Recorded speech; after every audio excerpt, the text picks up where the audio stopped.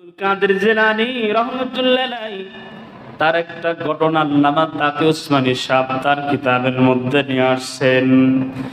আল্লামা justice তাকে উসমানী বলেন যে শাহ আব্দুল কাদের জিলানী রাহমাতুল্লাহ আলাইহি কিছু সম্পদ কিছু মাল লঞ্চে করে এক জায়গা থেকে আর এক জায়গায় যাইতেছিল।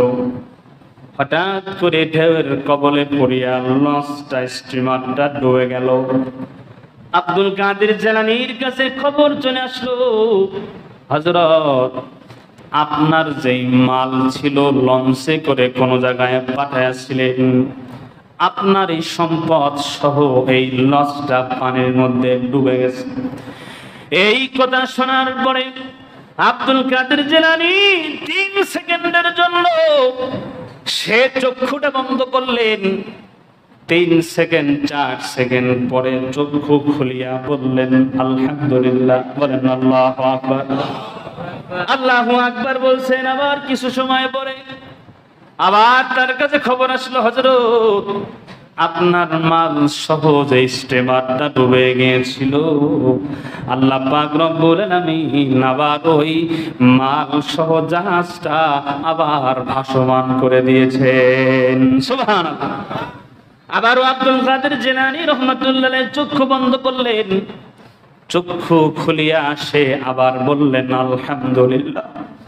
খাদিম জিজ্ঞাসা করে, হযরত লঞ্চ ডুবে গেছে মাল সহ যখন বললেন আলহামদুলিল্লাহ।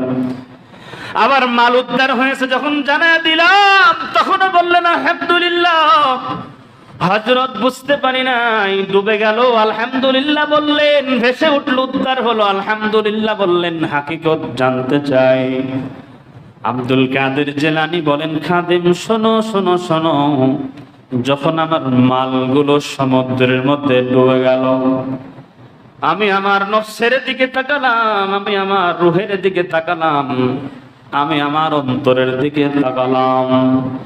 দুনিয়া আমার কাছ থেকে নষ্ট হওয়ার কারণে, দুনিয়ার সম্পদ নষ্ট হওয়ার কারণে যে আমার অন্তরের মধ্যে বেশি কষ্ট অনুভূত হইতেছে কিনা, চক্ষু বন্ধ করি আমি আমার দিলের লগে বুঝলাম যে না না, আমার সম্পদ নষ্ট হওয়ার কারণে আমার দিলের মধ্যে এক চুল পরিমাণ কষ্ট লাগে নাই। সুবহানাল্লাহ। এবার বলতেছেন, খাদেম শোনো শোনো শোনো, আবার যখন তুমি আমারে সংবাদ দিলা, মুবাশশিরান সুসংবাদ যখন তুমি আমারে দিয়েছো যে আমার সম্পদ লঞ্চ সহ আবার উদ্ধার হয়েছে, তখন আমি আমার অন্তরের দিকে তাকালাম।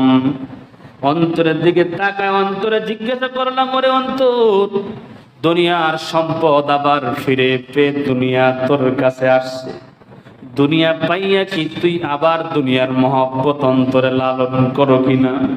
আমি আমার অন্তরের দিকে তাকালাম, আমার অন্তর সাক্ষী দিয়ে দিল যে দুনিয়ার সম্পদ আমি আমার হাতের মধ্যে আবার পাওয়ার পরেও এই দুনিয়ার সামান্য লোভ আমাকে আঁচ করতে পারে নাই। সুবহানাল্লাহ। তো বড় বড় আকাবিরিন যারা এটা কেন হয়েছে, কয় তাদের দিল ছিল সুস্থ। এই দুনিয়ার জমিনে 3 ধরনের দিলওয়ালা মানুষ বসবাস করে। কয় ধরনের? মানুষের দিল হাড় অন্তর হলো 3 রকম। একটা হলো সুস্থ দিল, আর একটা হলো অসুস্থ দিল, আর একটা হলো মৃত দিল।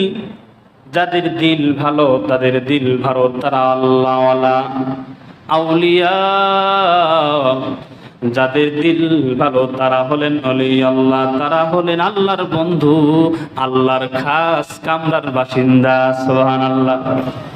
যার দিল সুস্থ, সেই মানুষটা সুস্থ দিলের অনুপ্রেরণায় সত্য কথা বলে, সুস্থ দিলের অনুপ্রেরণায় ভালো কাজ করে, সুস্থ দিলের অনুপ্রেরণায় মন্দ কাজ থেকে বিরত থাকে। এই মানুষটা হলো আল্লাহর পেয়ারা, এই মানুষটা হলো রাসূলের পেয়ারা। এই মানুষটা দুনিয়ার জমিন থেকে যখন বিদায় হয়ে যাবে, আমার আল্লাহর পেয়ারা হয়ে দুনিয়া থেকে বিদায় হবে। ওই যে আল্লাহ বলছেন, আমি আমার বান্দাদেরকে দুনিয়ার জমিনে বান্দা হিসেবে প্রেরণ করব, তারা যদি সুস্থ দিল নিয়ে আমি আল্লাহর দরবারে আসতে পারে, তো তারা আমি আল্লাহর দরবারে আসবে আমি আল্লাহর বন্ধু হইয়া। সুবহানাল্লাহ।